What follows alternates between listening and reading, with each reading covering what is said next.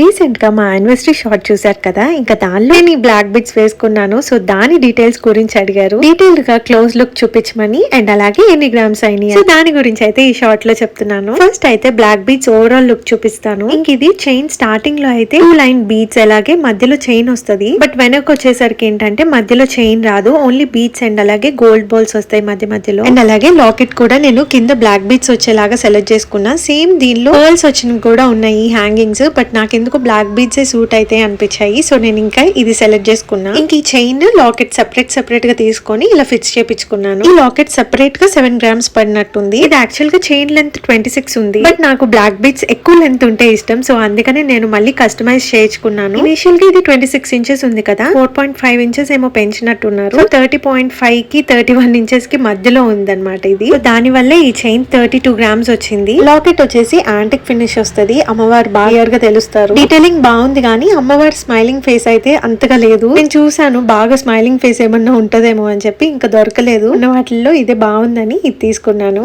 Bye.